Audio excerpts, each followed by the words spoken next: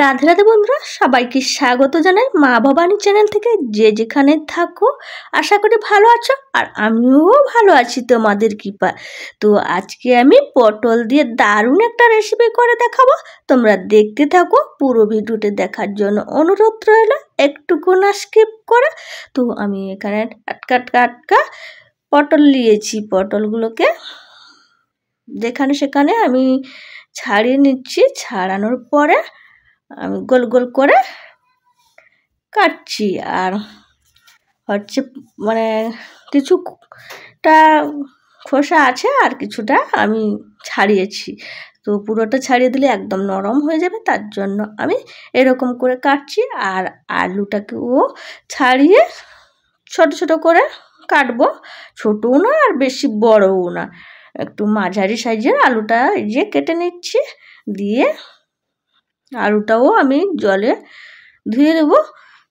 আলু পটল ধুয়ে একটা থালাতে ছেঁকে নিয়েছি। তারপরে আমি নুন হলুদ ভালো করে মাখিয়ে নেব।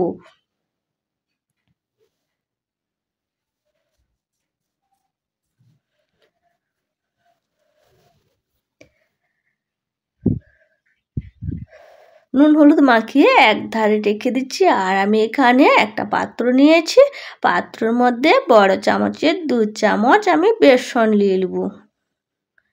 বেসনের উপরে হাফ চামচ হলুদ গুঁড়ি আর একটু নুন দিয়ে দিলে, নুন দিয়ে একটু হালকা হালকা জল দিব আর একটু একটু করে মাখিব। তো ভালো করে বেসনটাকে ভালো করে একটু মাখিতে হবে।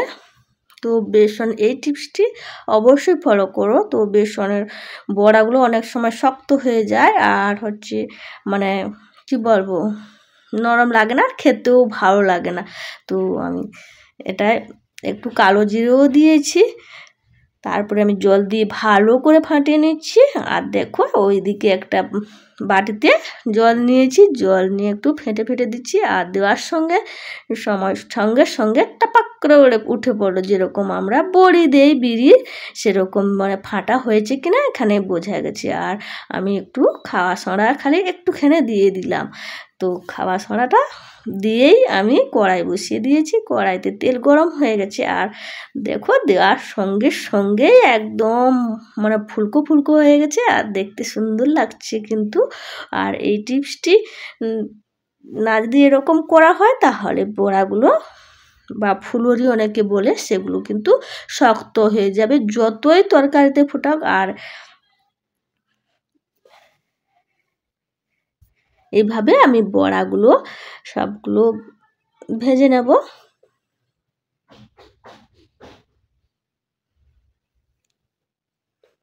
তোমরা একবার হলেও এইরকম ট্রাই করবে, বড়াগুলো খুব সুন্দর সুন্দর হবে আর খেতেও কিন্তু খুব দারুণ লাগবে।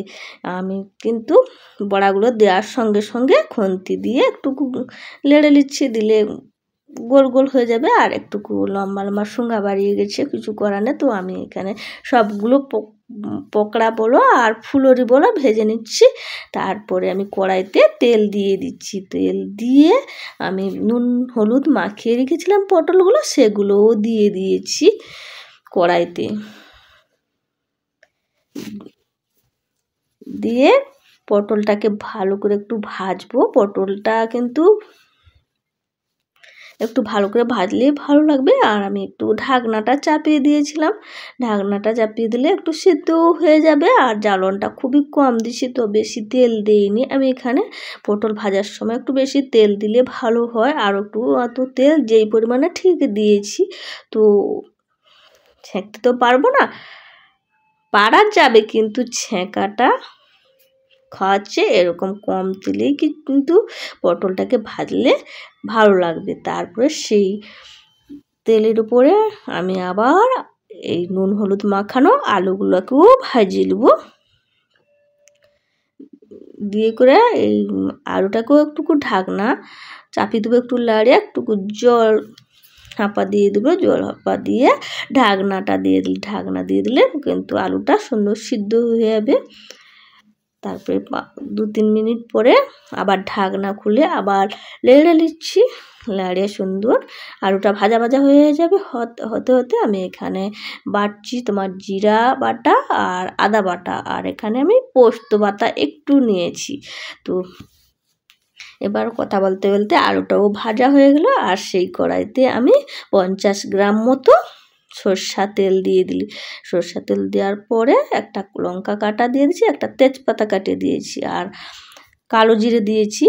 তারপরে আমি নারকেল কুড়ো, সেইগুলো নারকেল কুড়াগুলো একটু দিয়ে দিলি। নারকেল কুড়া দিয়ে এবার আমি আদা বাটাটা দিয়ে দিলি, আদা বাটা দিয়ে জিরা বাটা দিয়ে দিলি। তারপরে আমি পোস্ত বাটাটা দিয়ে দিলি। পোস্ত বাটা দিয়ে একটু লাড়ার পরে আমি এই যে হলুদ গুঁড়ি আর লঙ্কার গুঁড়ি 1 চামচ দিয়ে দিলি, আর পরিমাণ মতো নুনটাও দিয়ে দিলি। নুন দিয়ে একটু লাড়ার পরে একটুকু মশলা ধোয়ার জলটা দিয়ে দিলি। আমি এটা নিরামিষ করছি, তো তোমরা চাইলে আমিষ করো, কিন্তু এই রান্নাটা নিরামিষে খুব কিন্তু দারুণ লাগে খেতে। আর মশলা কষতে কষতে আমি টমেটো একটা কাটিয়ে দিয়ে দিলি। তো এবার মশলা থেকে তেল ছাড়ছে, আবারও একটু জল দিয়ে দিলি।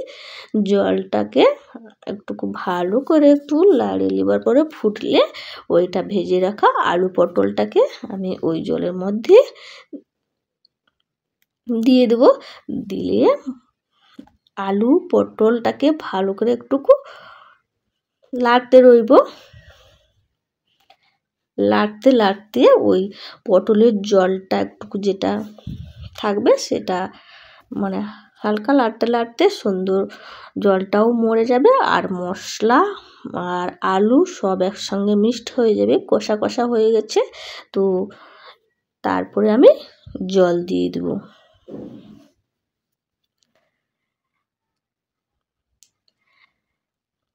পরিমাণ মতো জল দিয়ে দিচ্ছি। এবার ফুটছে, ফোটার পরে একটু পরে আমি 1 চামচ মতো চিনি দিয়ে দিলাম। তো এই তরকারিটা রুটি লুচি ভাতের সঙ্গে খেতেও খুব সুন্দর লাগবে। আবার ওই পকোড়া ভেজে রাখা নামানোর একটু আগে দিয়েছি আমি পকোড়াগুলো ভেজে রাখা। আর পকোড়া বলো আর ফুলুরি বলো, ওই ভেজে রাখা আর তরকারি নামানোর একটু আগে দিলে ভালো, কিন্তু আগে থেকে দিয়ে দিলে ওই ফুলুরিগুলো ভেঙে একদম খুঁজে পাওয়া যাবে না। তার জন্য আমি ফুলুরিগুলো দেওয়ার পরে আমি গরম মশলার গুঁড়ি কড়াইতে দিয়ে দিচ্ছি, আর একটুকু যেখানে যে পাত্রটা তরকারিগুলো ঢালবো সেই পাত্র একটু দিয়ে দিলাম। তারপরে আমি তরকারিটাকে ওই পাত্র ঢেলে নিলাম। তো ওই পাত্রে ঢেলেছি। তো ঝোলটা এই সময় দেখাচ্ছে, ওই ঠান্ডা হলেই সুন্দর বসে যাবে পোস্ত বাটা যেহেতু আছে। আর ওই ফুলুরি আছে না, ফুলুরিগুলো মানে অনেকটাই ঝোল খাচ্ছে। তোমাদের কেমন লাগলো ভিডিওটি অবশ্যই লাইক শেয়ার সাবস্ক্রাইব